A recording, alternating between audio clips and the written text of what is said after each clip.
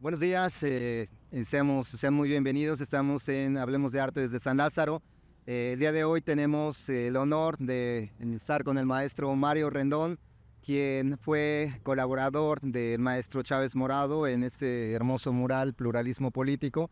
Le tocó la parte del modelado, el maestro Jorge Betts la parte del tallado. Pero antes de entrar en materia, estamos reunidos también con compañeros del Museo Legislativo, y vamos a tener una charla informal, una charla entre amigos, y aprovechando, pues bueno, la oportunidad que todos tenemos de contar con el maestro Rendón. Maestro, ¿nos podría compartir el inicio, ¿no?, de este proyecto? Sé que hubo obviamente unos bocetos previos, preparatorios del maestro Chávez Morado, donde él fue conceptualizando pues su idea, ¿no? La idea de cómo se tenía que representar, ¿no? Este pluralismo político. Eh, una vez que él ya tiene concebida esa idea, la tiene que llevar a la tridimensionalidad, ¿no? Mediante el diseño de una maqueta. Ajá, ¿nos podría compartir ese primer momento, ese primer encuentro, cómo llega con el maestro a partir de la invitación de Jorge Best? Sí, claro. Efectivamente me tocó colaborar con el maestro José Chávez Morado en la realización de este mural que se ha vuelto tan importante de la fachada del Palacio Legislativo, que desde mi punto de vista sigue siendo vigente. Es una obra que no se ha hecho vieja, que sigue siendo vigente y se proyecta a futuro de igual manera. Efectivamente, yo era profesor de la Escuela de Diseño y Artesanías junto con Jorge Bess, que había sido colaborador del maestro José Chávez Morado en otras obras. Es el maestro Jorge Bess quien me presenta con José Chávez Morado. Lo visitamos en su taller en Coyoacán y nos presenta un encargo fenomenal que tenía, que era el colofón del diseño del arquitecto Pedro Ramírez Vázquez del nuevo Palacio Legislativo. Una responsabilidad enorme porque es un recinto icónico el que se estaba construyendo, y el maestro José había ya trabajado su idea, ya tenía un desarrollo en bocetos, en dibujos previos, y ya lo que nos mostró fue un dibujo ya definitivo, a escala. Había que hacer una maqueta porque la fachada del palacio pues es monumental, es de 20 metros de altura por 30 de largo. Entonces, pues ideamos efectivamente a hacer la maqueta, que se necesita pues una tarima también a escala de 2 metros por 3 metros, en escala 1:10, que fue la que seleccionamos, y lo empezamos a trabajar en plastilina. El concepto original del maestro José era hacerlo todo en relieve, y entonces así se realizó esa maqueta en plastilina. La modelamos entre Jorge B., su servidor, y el propio maestro José, que nos mostró el tipo de modelado que él hace. Yo en lo personal venía de un taller, del maestro Federico Canesi, donde se trabajaba muy finamente, con acabados muy finos, las aristas muy precisas, y los rostros muy dibujados. Así es que, pues esa era mi idea, pero cuando vi la muestra que nos ponía el maestro José, que es un poco más impactante, es un poco más fuerte, no es así en lo que llamamos el sobado, el lisito de las formas, sino un poco el expresionismo en escultura. Entonces vi que la cosa para nosotros era mucho más sencilla. No había que rebuscar mucho en las formas, había que dibujarlas con ese impacto, con ese ímpetu que tenía el maestro José en sus esculturas, que no eran acabadas así, líneas súper finas. Así es que sobre ese concepto concebimos la maqueta de figuras firmes, fuertes, duras, se hizo un molde de yeso, se hizo un vaciado de yeso, ya pensando que se iba a ampliar, ya pensando que esto era un trabajo que ya se iba a ampliar, y entonces ya modulamos también los fragmentos de yeso que vaciamos, ya fueron modulados de tal suerte que fueran manejables para subir andamios, para subir a la posterior etapa de trabajo. Esa fue una primera etapa en la que se realizó la maqueta, que es de relieve, y presumimos que esa la mostró el arquitecto Ramírez Vázquez, estuvo aprobada, y entramos en tratos con el fundidor, que en este caso era Javier Portilla, director de la Fundación Artística de México. La maqueta fue aprobada seguramente. Y planeamos ya con el maestro, entonces la siguiente etapa ya con el fundidor. El fundidor fue a ver la maqueta, le propusimos la manera en que trabajaríamos, dijimos vamos a modelar una tercera parte, nos pasamos a la segunda parte mientras tú moldeas la primera y la empiezas a fundir, y así nos vamos. El fundidor estuvo totalmente de acuerdo, sí, perfecto, sí, muy bien. Y sobre esa base de que estábamos ya todos de acuerdo, el fundidor, el equipo de trabajo de modeladores, que éramos Jorge Bes, Mario Rendón, su servidor, y ya habíamos llamado a un grupo de jóvenes escultores que habían unos míos, que ya me habían ayudado en otros encargos, y que ya tenía yo plena confianza en sus habilidades, ya las había probado, ya no iba así como a hacer la prueba a ver si me podían ayudar o no, sino ya era un equipo compacto, pero con chicas muy hábiles, ya, cómo no, ya los tenía yo muy adiestrados. Son Jaime Ansúrez, un muchacho de Xochimilco, con una escultura muy vigorosa.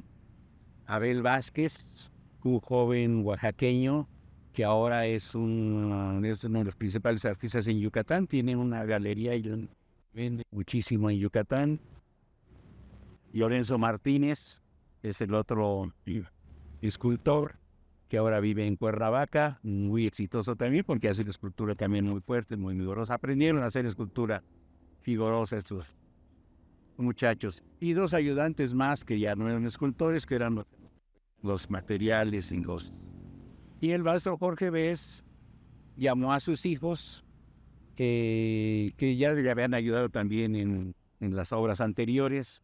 El maestro Jorge Bes era especialista en mosaico en piedra y mosaico de vidrio, que en eso era campeón, y era el que le ayudaba, y ayudó desde a Diego Rivera, al maestro Borman, al arquitecto Borman, al maestro Chávez Morado, en todas las obras que fueron de mosaico, de piedra y de vidrio.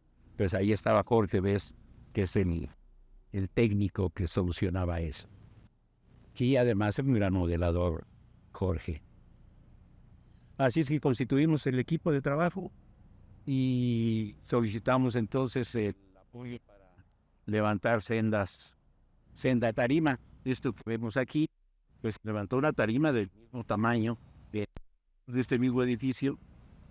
Todavía no estaba ocupada en la sala del Congreso, entonces que ahí mismo se levantó la tarima, se levantó el andamiaje que solicitamos y empezamos a trabajar. Se colocaron sobre la tarima de madera, estructura de madera, pedacería de madera, con eso empezamos a levantar los relieves, y la plastilina la empezamos a aplicar con mazos de estos de hule. Entonces poníamos así las barras y a mazazos la íbamos aplicando. Cabe la aclaración de que la plastilina la mandamos a hacer especialmente para esta obra con la fábrica Isemar, que es la que hace todavía la plastilina para los niños, para los jóvenes. Y mandamos a hacer pues, muchas toneladas de plastilina, calculamos que era necesaria. Y bueno, se empezó a trabajar el relieve en plastilina. Llevábamos ya más de la mitad del primer tercio. Juan el visitante. Sí, el primer tercio es en la parte izquierda, es si llegar al escudo. Estábamos librando el escudo, toda esa franja desde arriba hasta abajo era el primer tercio. Ya íbamos mucho más abajo, ya llegando a las banderas, ya estábamos llegando a las banderas. Y cuando el fundidor visita la obra, aquí nos visita, ve el tamaño del tarimón que teníamos y se impacta y se asusta y dice, no, yo no voy a poder salir. No. Por los tiempos. Sí, exacto. Según nosotros le estábamos dando varios meses cuando terminábamos el tercer tercio. Él todavía tenía, porque nosotros íbamos a trabajar muy rápido. Según mi cálculo del modelado lo íbamos a llevar muy rápido por el tipo de modelado que hacía el maestro José. Entonces a martillazos lo resolvíamos con facilidad y así íbamos bajando con mucha rapidez. Y no tenía yo preocupación de mi equipo para el modelado. Pero el fundidor sí se espantó. Y a pesar de que él tenía varios meses de colchón para terminar, dijo, no, ni aún así termino. Y entonces, bueno, dio la alarma al arquitecto Ramírez Vázquez, al maestro José Chávez Morado, y se paró la obra, como ustedes saben. Se detuvo. Momentos de crisis, momentos de qué está pasando, qué hacemos. El maestro nos convoca a su taller, pues muchachos, el fundidor no sale y dice que no, que él no, ya no, sobre este plan no puede ir. ¿Qué hacemos? Bueno, pues entonces empezaron a surgir ideas, cambio de técnica, pero lo hacemos en plástico, pero el plástico a la intemperie allí, pues no. El plástico era un material que apenas se empezaba a usar en escultura, no se usaba ya para carrocerías de autos, etcétera, pero en escultura todavía no agarraba la fuerza que últimamente ha agarrado. Así es que no era viable todavía. Y el mismo maestro José dice, ¿y si hacemos esto como gráfica? A ver, déjenme pensar si hacemos esto como gráfica.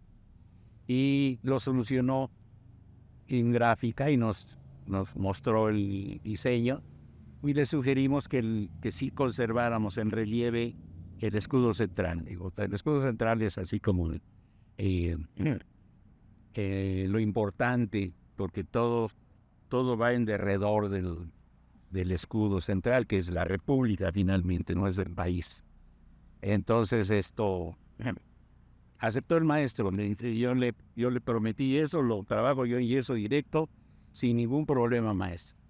Y mientras Jorge Bess empieza a surtirle, porque ideó una técnica de calado con caladora sobre triplay, en los módulos de triplay tal como vienen, y calaban las piezas ya una vez que se ampliaron, se volvían a pegar sobre otra plancha de madera igual, y así se empezaron a mandar a la fundición con mucha rapidez.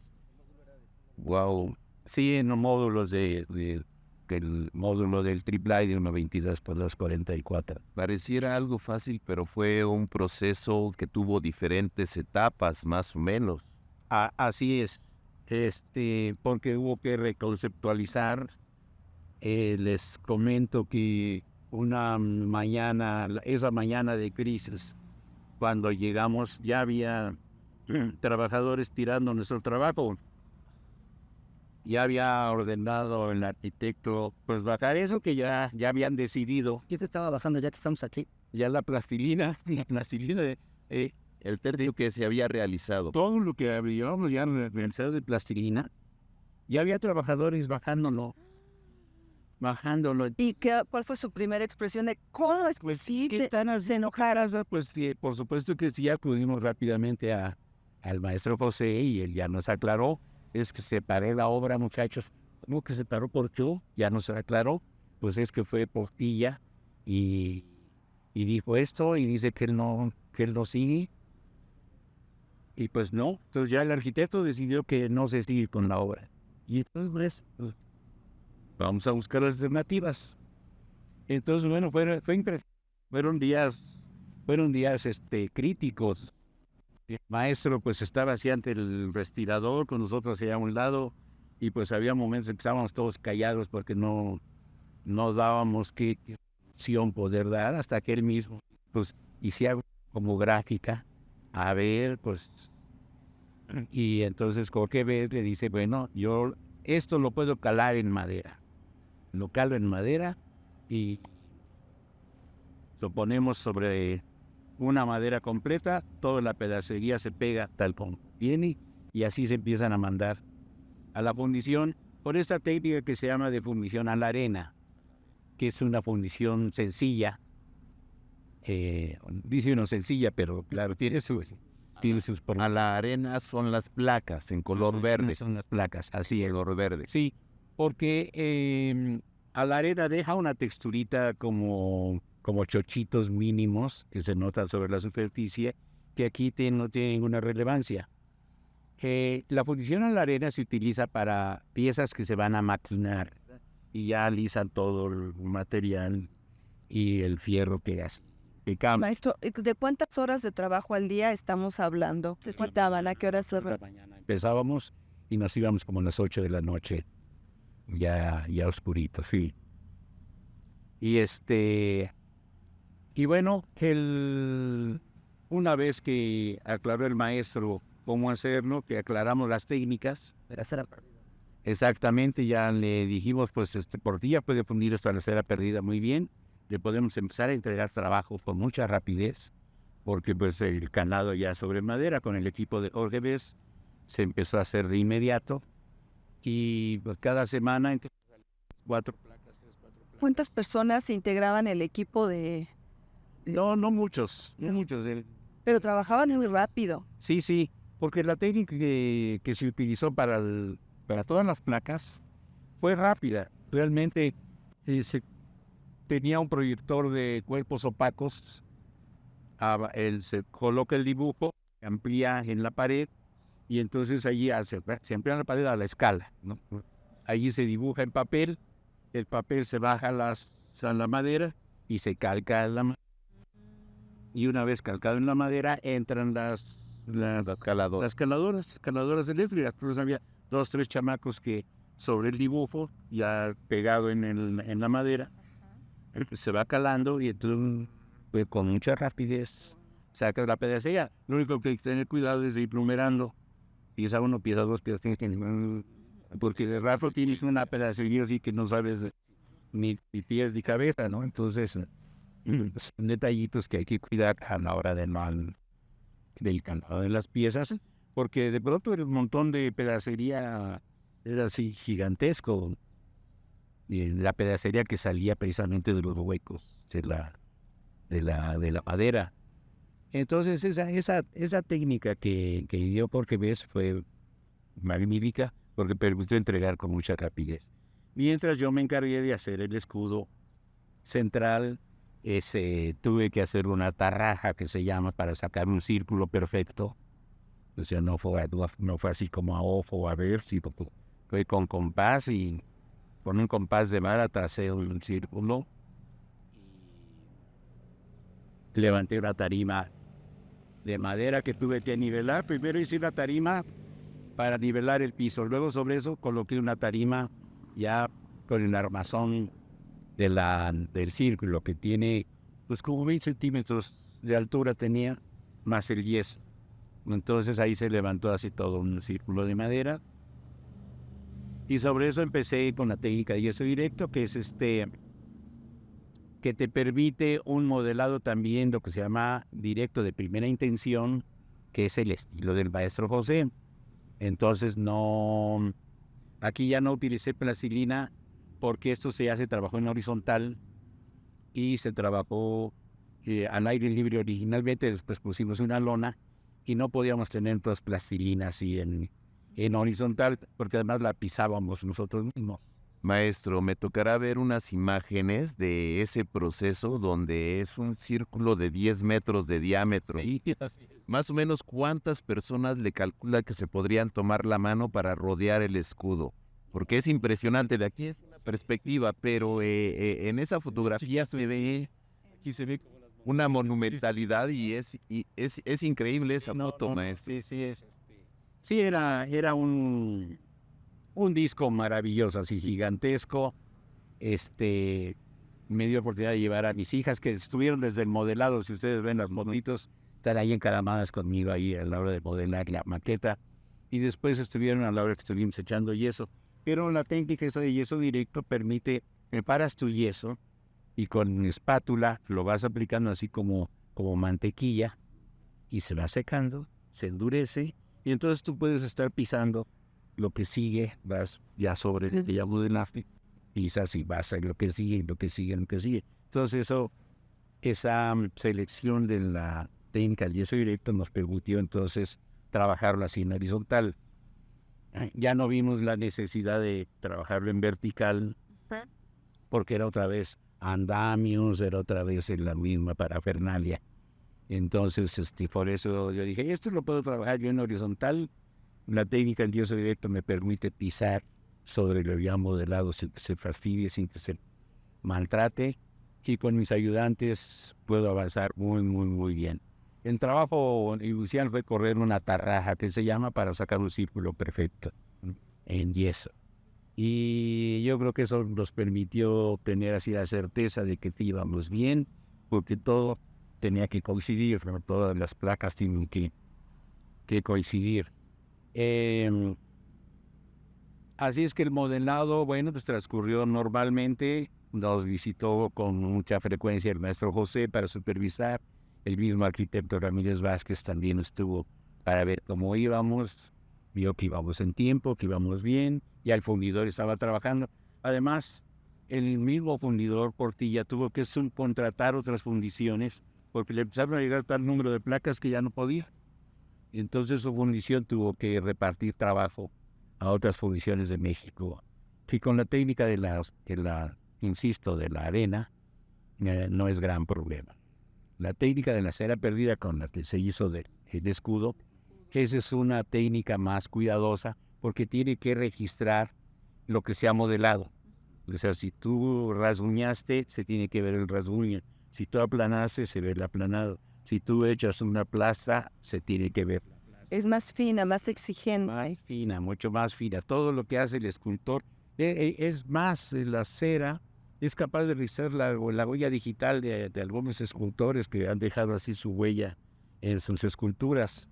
Entonces, el escudo, si se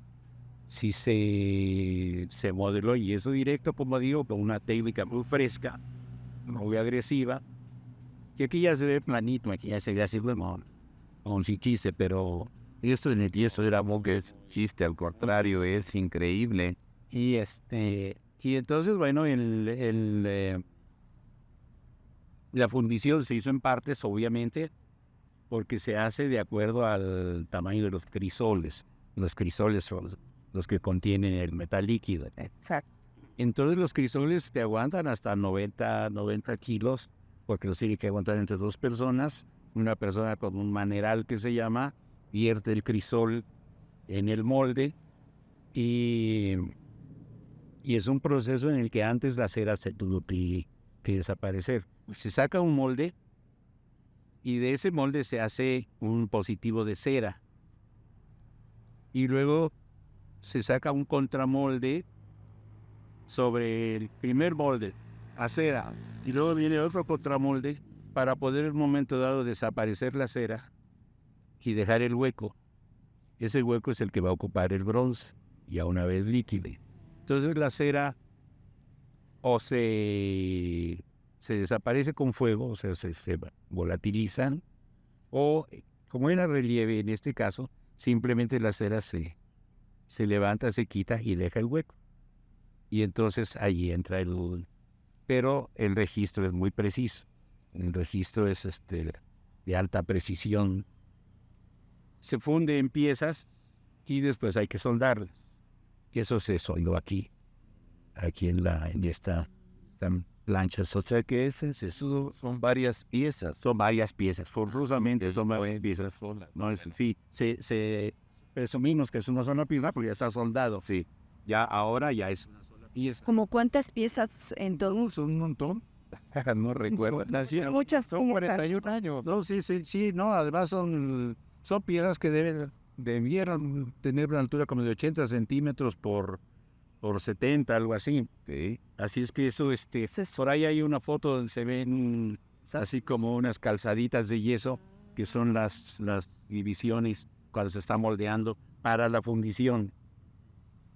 Y esas piezas, igual el fundidor las tiene que numerar, las tiene que marcar, cuál es la parte de arriba, cuál es la parte de abajo, y qué pieza va con qué pieza. Ajá. Porque empieza a fundir piezas y piezas y piezas, y de rato Claro. esto es del lado izquierdo, ¿no? La derecha va para arriba, va para abajo. Entonces es un trabajo también de numeración muy preciso para la hora de soldar, porque de pronto aquí llegaron así un montón de placas, Acomodar y ahí una encima de otra, y ahora seleccionar esta de dónde, este es de abajo, este es de aquí.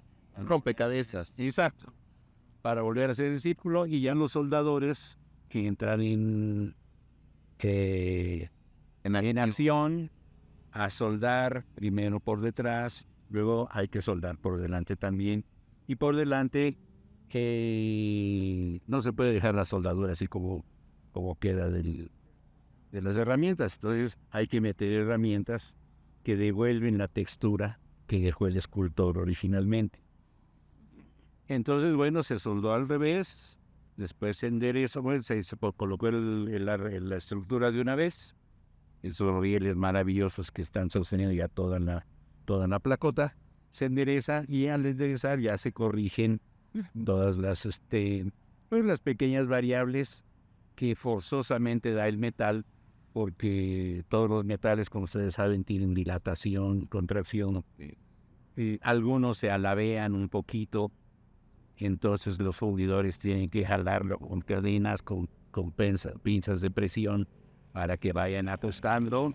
Una vez que ajustan, ya sueldan, y después a corregir la soldadura para que no se note por el que no tal como está ahorita, que no se nota ni una soldadura ni nada por el estilo. Eso quiere decir que está bien hecho.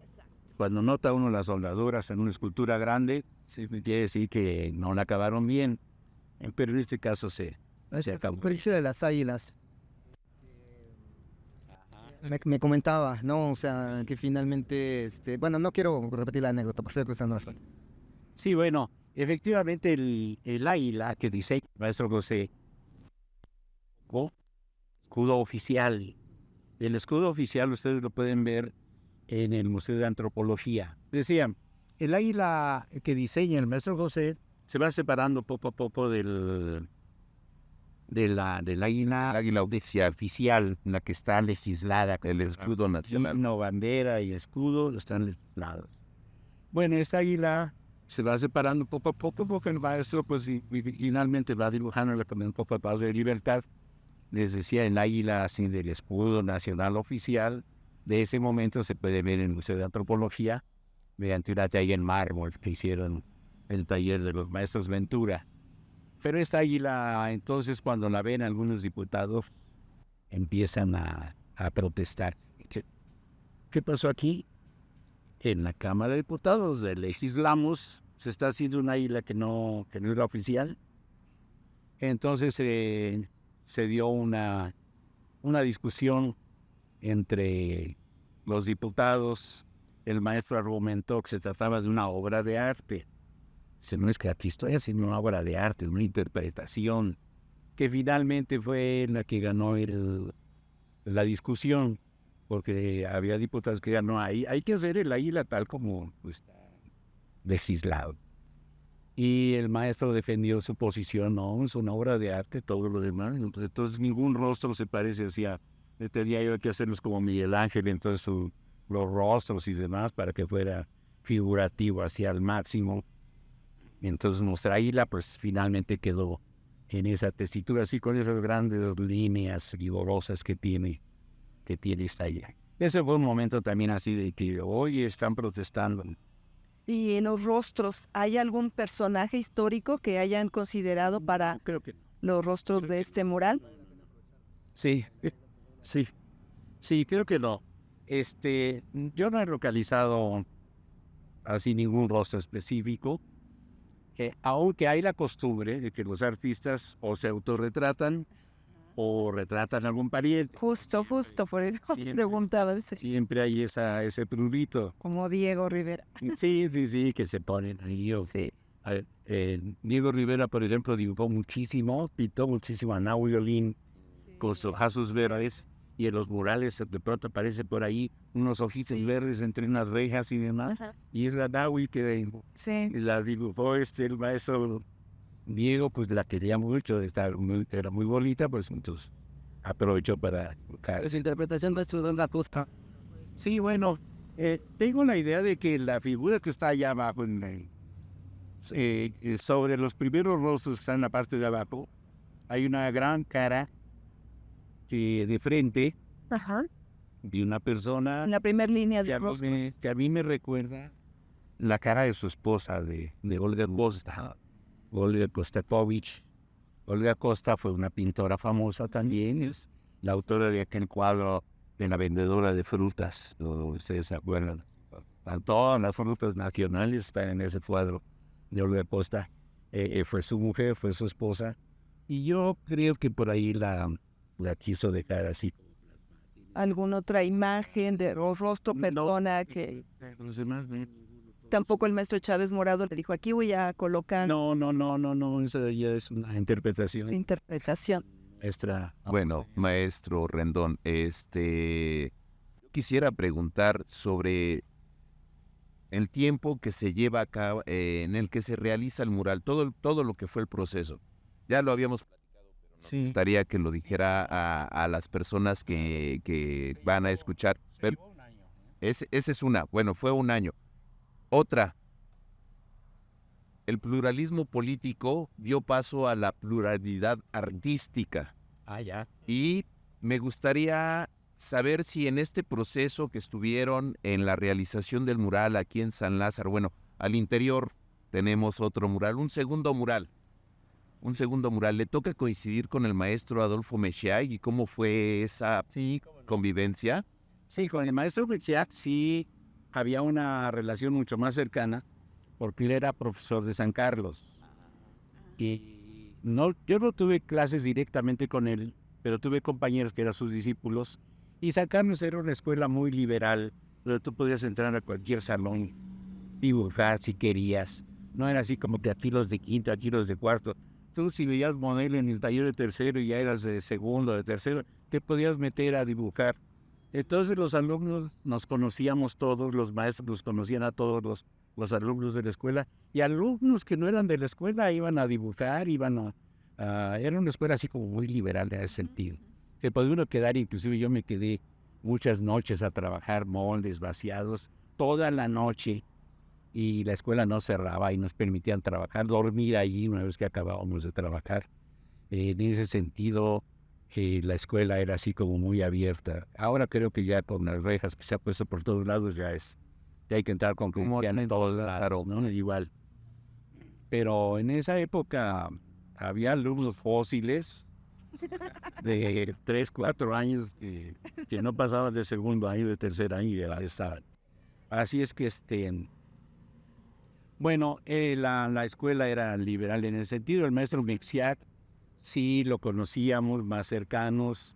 Mi esposa ya había trabajado también con él. Mi esposa es historiadora del arte y en ese momento era directora del Museo Estudio Diego Rivera y Frida Kahlo, que está en Altavista. Y es un museo que se dedicó a hacer muchas exposiciones en torno a la escuela mexicana. Así es que ya le había hecho exposiciones al maestro, ya lo tenía y captado así como al Güero Estrada, al maestro Monroy, a todos los de la escuela mexicana y discípulos de Frida. Entonces eran parte del círculo de trabajo de mi esposa. Así es que a él lo conocíamos y convivimos aquí mientras él estaba tallando su Mural de las mural Formaciones de con México en compañeros míos de San Carlos también. Gustavo Bermúdez, me acuerdo muy bien, era uno de sus ayudantes favoritos, era un escultor muy, muy bueno, ya desafortunadamente ya falleció, pero había varios escultores que estaban con él tallando las maderas y lo veíamos. El maestro Trejo, el maestro Antonio Trejo, que también fue su ayudante, que fue profesor de la escuela, también fue su ayudante del maestro Mexiap. Entonces, pues aquí convivíamos, tanto el maestro Trejo como el maestro Mexiap, o sea, habían sido profesores nuestros, y sus ayudantes de él eran compañeros nuestros. Entonces, pues aquí veíamos cómo iba el maestro también veía cómo íbamos nosotros, y hubo una convivencia muy... Una anécdota que recuerde que haya sido como emotivo. No, sí, no me acuerdo. No. Lo que recuerdo es que todo era emotivo. Todo era así como, porque la obra Monumental. que se estaba levantando era de cientos de trabajadores. Era de un montón de arquitectos por aquí, por allá, de supervisores. Entonces había así como toda una dinámica muy efervesciendo diaria. Llegaban camiones con material, de pronto aparecían ahí vigas gigantescas, etcétera. Bueno, preguntar en este sentido que hizo la compañera Silvia. Hay una imagen donde están levantando el escudo. Recuerda ese momento, habla de emotividad, pero creo que ese ha de haber sido un momento muy especial. Muy especial, realmente muy especial. Inclusive ver cómo se iban levantando cada placa. Sí. Cada placa, esto que nosotros vimos en madera, Sí. que nosotros vimos cómo se ampliaron las formas, cómo iba la pared, cómo se calcaron en papel para poder pasar. Y de pronto ya verlo en bronce y que estaban aquí los muchachos jalando para ir subiendo cada una de las piezas. Bueno, eso que cada sube y jalaban y iban subiendo pieza a pieza todo el equipo de la fundición. Pues eso fue muy, muy emocionante. Y por supuesto ya ver subir el gran disco una vez que se armó, vimos desde que llegaron así un montón de placas, les digo así, un montón de placas, unas sobre otras y todas chuecas. Y rayos, ahora para armar esto. Pero afortunadamente el fundidor tenía su estrategia también para el armado. Poco a poco se fue fundiendo con las máquinas soldadoras del momento y los expertos. La fundición tiene una gran ventaja, que tiene en sus departamentos especialistas. Hay especialistas para los moldes, nada más hacen moldes. Hay especialistas para hacer lo que se llaman las ceras, los cereros, nada más hacen ceras. Entonces se las saben de todas en cada parte. Luego hay el fundidor, que sabe exactamente a qué hora su metal está listo. No tiene que meter el pirómetro, sino nada más a ojo se asoma al crisol y de acuerdo al rojo que ya tiene el metal, ya estuvo, ahí está listo, rápido a despejar, rápido el maneral, sacar el crisol y a vaciar. Igual tiene sus retocadores, los soldadores, que se dedican a soldar, a soldar, a hacer como les decía, hay unas piezas que estarán laveadas, bueno, pues hacer las que lleguen, pero ya en metal no es fácil, ¿no? Ya en bronce no es así de que, pues, dejarlo aquí y ya estuvo, ¿no? El jalar en el metal tiene sus técnicas. Entonces, los soldadores tienen sus técnicas para acomodando el metal, irlo soldando, y luego vienen los acabadores que tratan de imitar la textura que dejó el escultor mediante herramientas eléctricas, que son los rectificadores y los esmeriles con piedras especiales para ir haciendo lo que el escultor hizo así fácilmente en el yeso o la plastilina. Ahora hay que reproducirlo en las costuras de la soldadura que no se noten. Y luego finalmente vienen los patinadores, que son los que le dan el color al bronce. Es otro equipo especialmente dedicado exclusivamente a las pátinas. Las pátinas, como ustedes saben, como en este caso, es oxidación del metal. Entonces, no es capa de pintura superficial que se vaya a despellejar después con la lluvia, con el tiempo. Es una capita de óxido del propio metal que allí está siempre, no le pasa nada.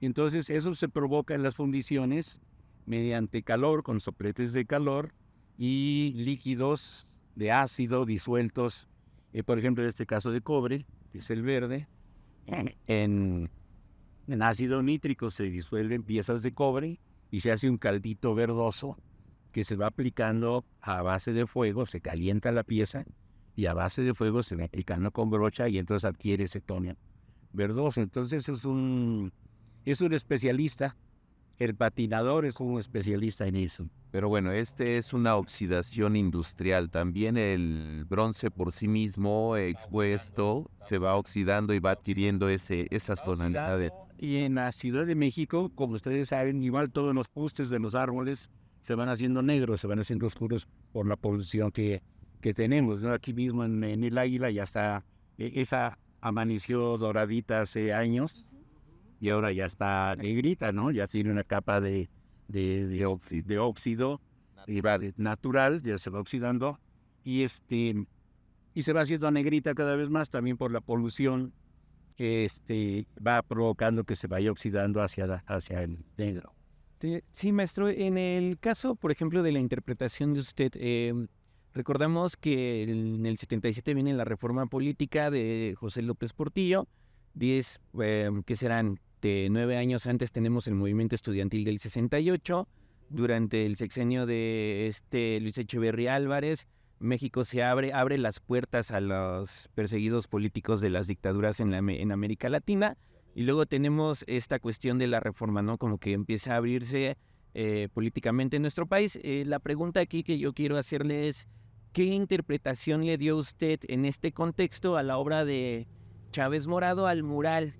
Cuando usted lo vio por primera vez en contexto con todo esto, ¿qué dijo? ¿Aquí qué hay? Cuando vi el trabajo, tengo que confesarles desde el principio, en el principio, lo vi como un problema a resolver, desde el punto de vista escultórico. No lo analicé desde el punto de vista plástico.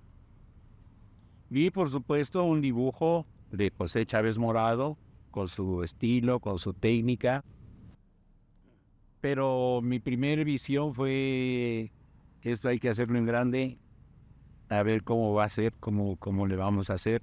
Fue desde el punto de vista del problema que teníamos de la ampliación de la escultura. Ha sido posteriormente, cuando analicé la obra y fui haciendo los hallazgos que ustedes ahora pueden ver aquí en la exposición que acaba de montar nuestro curador, hasta el Museo de Silao, fue cuando acabé de descifrarlo. Ya lo montamos, ya lo vimos, con el mismo maestro nos explicó, etcétera. Y dije, no, pues sí, está bien, está resuelto. Las voces suben de las diversas posiciones políticas, etcétera, etcétera. Pero lo veía más desde el punto de vista plástico. Cómo solucionó las vírgulas, cómo solucionó los rostros, cómo solucionó las banderas, cómo solucionó las manos. Entonces eso fue mi primer análisis. El análisis así del maestro y un discípulo que está aprendiendo a ver cómo hizo el pulgar, cómo hizo esto. Pero el sentido del que me estás comentando y que estamos platicando, eso lo acabé de asimilar hasta después, mucho después. En una visita, cuando mi esposa estaba montando el museo de Tomás y José Chávez Morado en Silao, y ya estaban montada la secuencia así como está aquí, y yo empecé a ver, y empecé a ponerme en los calcetines del maestro José Chávez Morado. Aquí puso esto, aquí quitó esto, aquí ya le dio la vuelta a esto. Y entonces empecé a sorprenderme de cómo llevó su proceso. Y ese análisis me llevó también a la comprensión de esto que comentas. Digo, ay, caray, qué visión del maestro.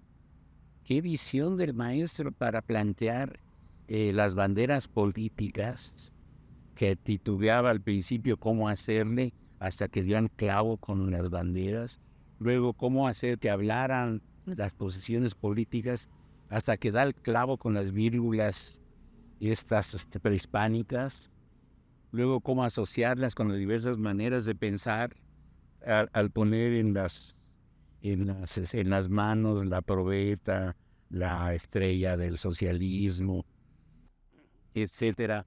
Todo eso, toda esa asociación de ideas que pues la acabé de comprender años después, realmente tengo que confesarlo, años después. Dije, no, pues qué bárbaro, qué bien llevó el maestro esto, qué bien lo fue solucionando, pero estudiándolo así paso a paso como fue pensando el maestro. Y ahora, claro, tengo la claridad de la visión que tuvo el maestro, que compartió seguramente con el arquitecto Ramírez Vázquez, porque estaban en la misma tesitura de ideas. Ya lo decíamos antes, el maestro es de filiación comunista de siempre, entonces es una persona de izquierda fuerte, de izquierda potente. Él estuvo en el Partido Comunista, estuvo en la LEAR, en el taller de gráfica popular, y sus caricaturas y dibujos siempre son de ese tenor. Y el mismo Ramírez Vázquez, el mismo arquitecto Ramírez Vázquez, al seleccionarlo, sabía también qué tipo de obra podía venir, porque ya sabemos que una vez que empieza un artista, ya te defiende su obra de arte, ¿no? Ya, por ejemplo, cuando nosotros vemos los murales de la Suprema Corte de Justicia de Orozco, donde plantea todas las atrocidades, toda la corrupción de la justicia en México, y ahí está en la Suprema Corte, y son intocables esos murales, ¿no? Por más que le choquen a los ministros. Cauduro también. Lo que hizo Cauduro después. Sí. Son así como que una vez que empieza el artista ya no lo para. Entonces yo creo que el arquitecto arriesgó. Vamos a Morado, que es de izquierda, pero que es ahorita el único artista figurativo que me puede garantizar una buena. Antes de Chávez Morado, ¿habrá considerado el arquitecto a alguien más para trabajar algo así, o fue...? Él mismo nos comentó que ponderó pues los artistas de obra mural, de obra monumental, que tenían esa capacidad de trabajar obra monumental, por ejemplo, como Ángela Gurría, como Helen Escobedo, que es una artista muy buena, Manuel Felieres, el mismo Sebastián estaba así ya haciendo sus grandes obras, que eran así como los más renombrados artistas del momento. Y ya en figurativos, pues después de Chávez Morado venía precisamente Mixfiat, otros artistas de la misma camada, como que ya mencioné, bueno, Héctor Cruz, Leopoldo Flores, el del gran vitral allá en Toluca, algunos otros artistas de esa generación, el maestro Cericeros, que también ya tiene obra aquí, pues eran muralistas, pero ya no del tamaño de José Chávez Morado, ya eran artistas Pero bueno, hablando de Cericeros, acaba de usted hacer mención de este hombre que ya se encuentra presente aquí en San Lázaro, en otro espacio. Sí. Ceniceros también fue alumno de José Clemente Orozco en su momento. Todos traen fuertes influencias. Casi la mayoría de mi generación fuimos todavía discípulos de grandes maestros. Tengo colegas que fueron discípulos de Siqueiros, por ejemplo, que quedaron en el Poliforum Siqueiros. Armando Ortega es uno de ellos que trabajó allí. Mario Monterrubio trabajaron en el Poliforum Siqueiros. Todos de mi generación que fuimos discípulos de estos grandes maestros. Ya el maestro Orozco ya se nos había ido, pero Siqueiros todavía estaba, O'Higgins todavía trabajaba bien, O'Gorman también estaba vivo de esta camada. También los 80s es el inicio de otra época, ¿no? O sea, porque estamos hablando, por ejemplo, de estos artistas de la ruptura, que así los denominó Teresa del Conde. Ajá, pues ya para los 80s, pues ya tenían sí, ya figuraban. Entonces, en los 80s, básicamente, los de la joven generación era más bien como del neomexicanismo, ¿no? Sin embargo, más que irme hacia ese camino, quisiera detenerme un poco en la cuestión de un nacionalismo monumental, y sobre todo en el aspecto, digamos, político, y sobre todo ahora que lo comentas, la manera en la cual el mismo José López Portillo se concibe él como el último presidente de esta corriente nacionalista, ¿no? Entonces, en ese sentido, esa monumentalidad también está presente desde aquí, ¿no? Ajá, pudiéramos pensar que pasan, pues, muchos sexenios, ¿no?, donde ese tema queda de largo hasta recientemente que se vuelve a recuperar, ¿no? Entonces, en ese sentido, podemos entender esta obra también como un nacionalismo monumental, ¿no? Desde ahí esa gran frontalidad que tiene el propio mural, ¿no?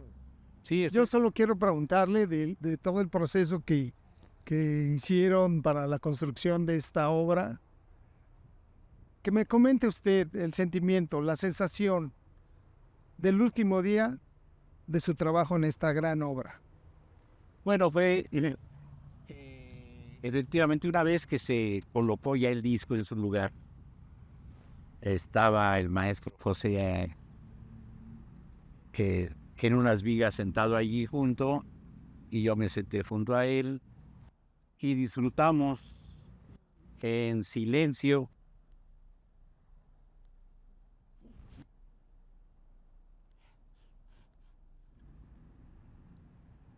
pues ese maravilloso momento, sensacional. Sentados, él viendo su concepción, él viendo ya su obra realizada, y yo junto a él, disfrutando también y recordando, pues, desde cuando llegamos a su taller a ver los planos, a levantar la maqueta, a las vicisitudes de que pronto se paró la obra, pero que ya finalmente está concluida. Pues eso fue un momento así íntimo, especial, estar sentado así como estoy ahorita sentado con Miguel Ángel, así viendo entre los dos.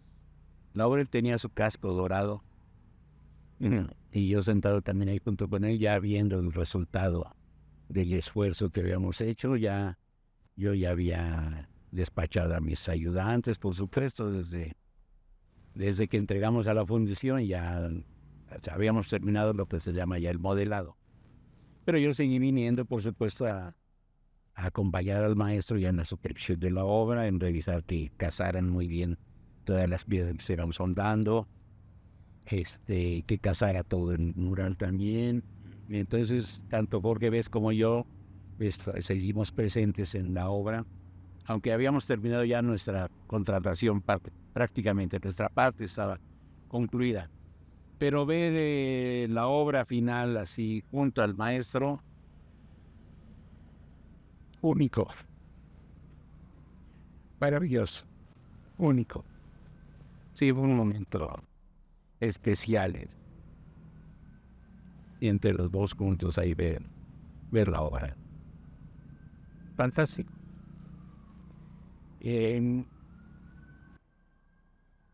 Semejante a estos momentos que gracias a Miguel Ángel estamos viviendo, viendo otra vez la obra, ¿no? Viendo otra vez aquí el trabajo y esto que les platico de mi memoria, que tengo la fortuna de estarles contando, la suerte de que se esté grabando.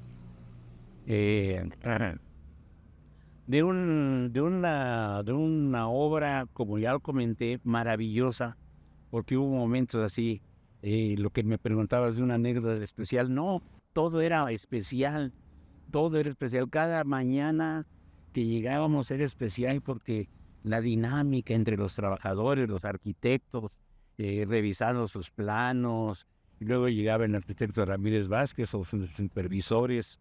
No me le queda ahorita uno de sus supervisores más cercanos, que era el que nos asistían a los escultores. Y bueno, pues encaramarnos al andamio y empezar a subir la plastilina y todo eso eran así como momentos estelares. Cada día era estelar, cada día era muy emocionante porque estábamos participando de un conjunto que sabíamos, que intuíamos, maravilloso, ¿no? La gran obra del Palacio Legislativo, pues era una obra que evidentemente contaba con recursos, que tenía fecha de entrega, que había muchos intereses en todos lados de que se concluyera bien, que iba el prestigio de muchas personas en juego. Entonces eso pues te hace así como que a trabajar y duro, a darle. Era así como, al menos para nosotros los escultores, era así la plastilina, ahí íbamos así parejitos, bajando, constatando las medidas, porque en esta obra pues hay que constatar las medidas de la maqueta con relación a la ampliación, como ya les dije. Eso se va midiendo, entonces ir midiendo las alturas, midiendo los volúmenes y luego dando el acabado con los martillos. Pues todo eso era muy emocionante, muy, muy emotivo. Cada bajada, subida del andamio era parte así, porque todo era obra, un montón de albañiles por aquí, carpinteros por allá, y técnicos especializados por todos lados. Entonces, ser parte de ese conjunto, pues fue verdaderamente maravilloso, ¿no? Una experiencia única que no se da todos los días. Efectivamente, yo había participado en obras monumentales, pero que habíamos modelado en el taller, obras hasta de 6 metros que me tocó modelar en el taller, donde te subes al andamio efectivamente y las cabezotas así de este tamaño te toca modelar. Pero pues en el taller con 5 o 6 ayudantes allí en el taller, que son los que suele haber en los talleres, ¿no? Está el maestro principal, unos 2 modeladores, digamos, el arquitecto Ramírez Vázquez decía que las segundas manos tienen que ser de primera. Entonces, en el taller de Canesi, por ejemplo, donde me tocó trabajar, yo era una de las segundas manos, el otro era su hijo Antonio Castellanos, que es un escultor maravilloso. Entonces, y después de las segundas manos, pues vienen más ayudantes. Hay unos que nada más ponen plastilina, pero el escultor lo que hay entra en un juego para darle forma a las cosas, ¿no? Entonces, este trabajo gigantesco fue así como un parteaguas. La experiencia que yo tenía me sirvió para planear la elaboración de toda la obra. Esa sí me tocó a mí. Me tocó visualizar qué venía después del dibujo. O sea, lo primero que le dije al maestro, pues hay que hacer la maqueta, maestro, porque sin maqueta no podemos trabajar. Ah, bueno, entonces hay que hacer la maqueta. ¿Y qué necesitas para la maqueta? Pues plastilina, y vamos a hacer una tarima, etcétera, etcétera. Quisiera dejar constancia y que usted nos comente también, porque eso al menos para mí siento que es importante, el hecho de que cuando se inaugura este palacio, esta obra monumental, no fueron invitados a la inauguración, ¿no? Entonces se me hace injusto esa parte, y entonces quisiera que nos comentara. Sí, bueno, nosotros éramos pues escultores. Nos consideramos en ese momento pues como esas segundas manos de primera del maestro José Chávez Morado. Yo no sé si a él lo invitaron, a lo mejor sí, realmente ignoro si él fue el invitado. Él era el que tenía que ser invitado. Entonces, bueno, nosotros éramos ayudantes cercanos del maestro, éramos conocidos del arquitecto Ramírez Vázquez, por supuesto. Nos supervisó de cerca también la elaboración de la obra, así es que nos conocía muy bien. Se dio cuenta de nuestras capacidades de trabajo, etcétera, etcétera. Pero efectivamente ya al final de la obra, pues ya es en eso tenemos claro que se trata de un momento político, ¿no? Ya es el presidente con su gabinete, con todos en este caso pues el Palacio Legislativo, o sea, el cuerpo legislativo en pleno, etcétera, etcétera, pues entonces ya, ahí ya que hacen los escultores, ya no teníamos verla en el entierro. Pero es muy importante, ¿no? Que, bueno, a pesar de eso y con el paso del tiempo, pues recuperar, ¿no? Recuperar su participación, recuperar sus nombres, ¿no? Y sobre todo darles un lugar. Sí, ahora efectivamente el trabajo que están haciendo ahora y el trabajo que hacen a diario difundiendo esta obra, pues es una satisfacción doble, enorme, porque pues este esfuerzo que en un momento dado se hizo, que sigue reverberando, que sigue teniendo lectores, que sigue teniendo receptores, pues es maravilloso para cualquier artista. Y recuperar la historia de esos mini detalles. A pesar de que esta es la fachada principal del Palacio Legislativo, que sale diario en la tele, ¿cómo se hizo? ¿Quién la hizo? ¿De qué manera se hizo? ¿Cuántos la hicieron? ¿Cuántas horas? Son detalles muy importantes que afortunadamente se están recuperando. Que para la historia del arte es importante. O sea, el Palacio Legislativo pues tiene su propio trabajo, ¿no? Un trabajo legislativo. Las personas que trabajan aquí tienen su trabajo.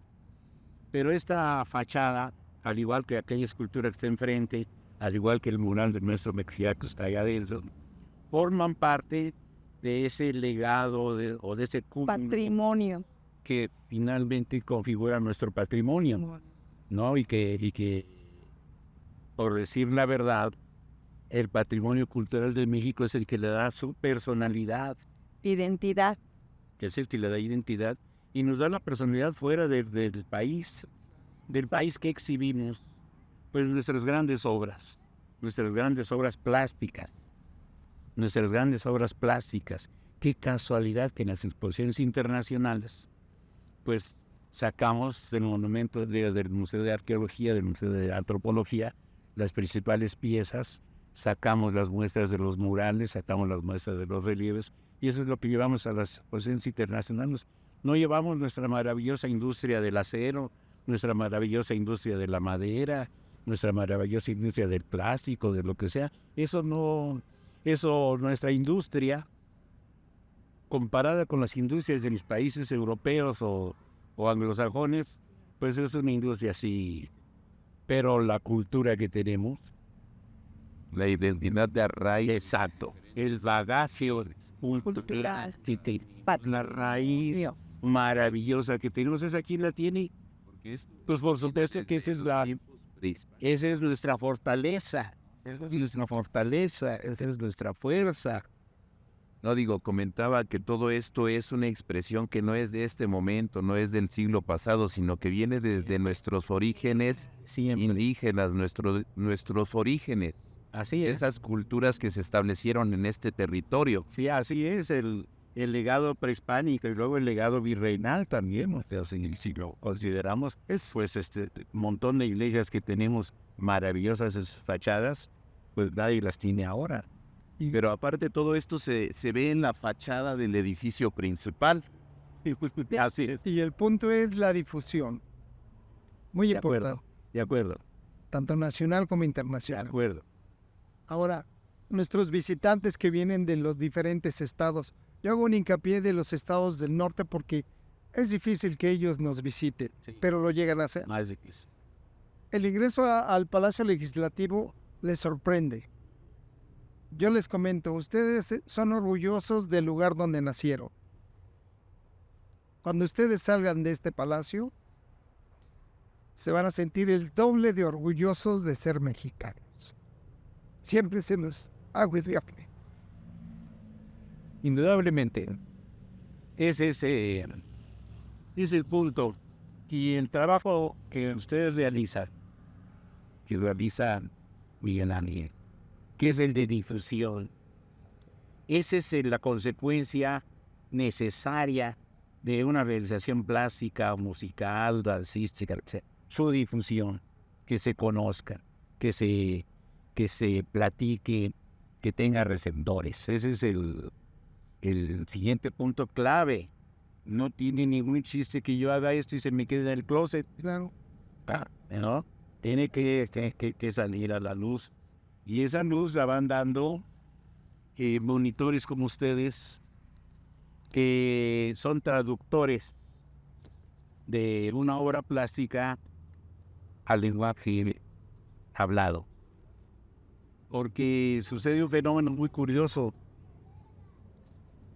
A pesar de que yo estoy aquí enfrente, viendo la obra, pues me parece bonita o me parece aparatosa o qué grandota, pero necesito empezar a explicarla con palabras al espectador para decirle, mira, ahí al centro está la República, el país, en ese escudo ahí está el país, ahí está nuestra nación.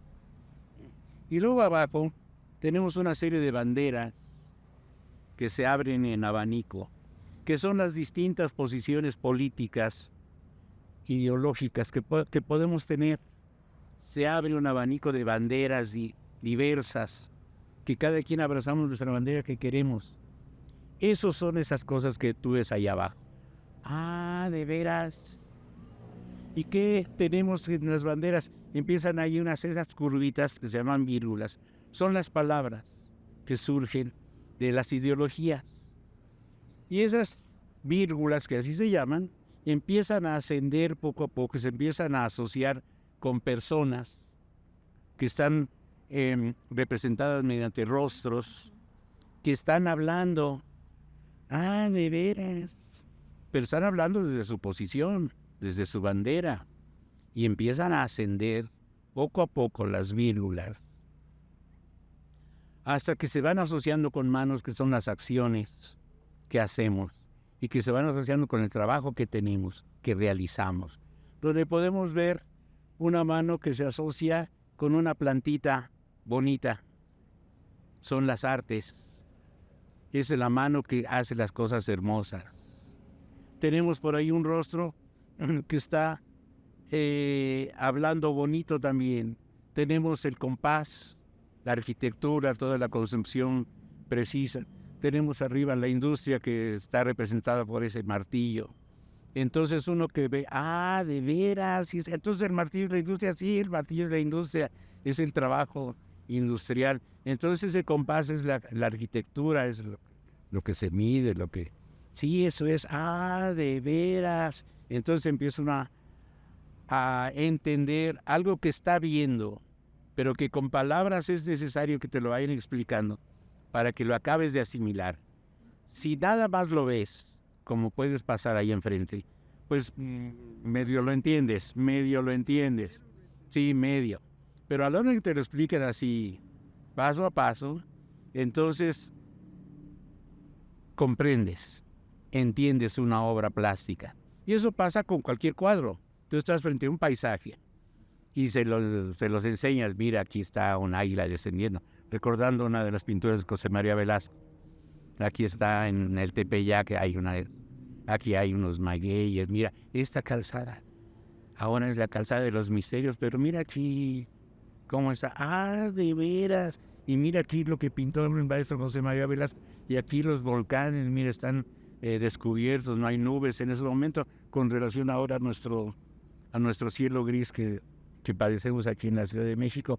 Entonces vas explicando muchas cosas que estás viendo, pero que a la hora que te las explican las entiendes. Entonces ese trabajo que hacen ustedes es maravilloso, porque van explicando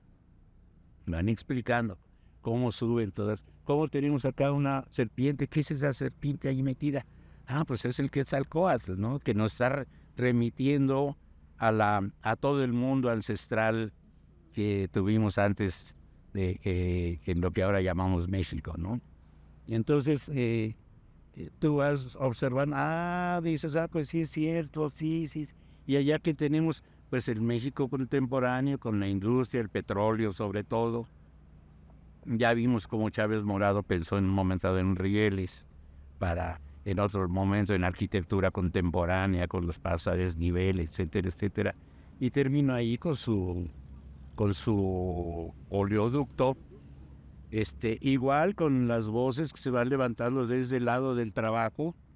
Ahí está el socialismo con esa mano, como el maestro era socialista, pues por supuesto no lo omite, ¿no? El socialismo, la mano que está lacerada, o sea, todos los que sufrieron represiones y friegas en los momentos de huelgas y protestas, ¿no? ¿Qué más tenemos por ahí? Hasta que termina con el águila que sostiene, la paloma sostenida por la mano, como símbolo así de lo que anhelamos, la paz entre todos, aunque tengamos varias banderas políticas y todo irradiado con la constitución política, ¿no? La constitución política es la que nos da la luz y la que rige todo toda la vida de la república, representada con ese gran escudo ahí imponente del centro. Entonces, bueno, cuando eso te lo explican, dices, ay, no, sí es cierto, sí, tienes razón, sí, y entonces ya ves así con más detalle y te empiezas a estudiar las obras plásticas, pero esa característica es muy interesante porque estamos en presencia de dos lenguajes diferentes, el lenguaje visual y el lenguaje hablado, que son dos lenguajes diferentes. Es como el lenguaje corporal, el lenguaje del movimiento corpóreo, es diferente y requiere a veces que nos lo expliquen igual con palabras que el lenguaje hablado es el medio de comunicación más difundido y más común entre los seres humanos. Ya el lenguaje plástico ya es un lenguaje especializado. Requiere especialistas que sepan leerlo para que no lo platiquen. Y ya platicar con palabras es diferente. Para que no se suben ideas. Nada más quisiera decir, a partir de lo que nos está diciendo, este lenguaje hablado, este lenguaje visual, hizo la referencia que nos hemos convertido en traductores y continuadores de otras personas que estuvieron antes que nosotros, pero quiero decir que a partir de que nosotros traducimos esta expresión artística, toma vida, ¿sí? Y tiene mucho movimiento. Sí, totalmente de acuerdo. Pues muchas gracias compañeros, gracias maestro. Pues ha sido la verdad pues una gran experiencia y una gran oportunidad, ¿no? El contar con su compañía. Y pues bueno, gracias a todos, los esperamos la próxima vez. Gracias.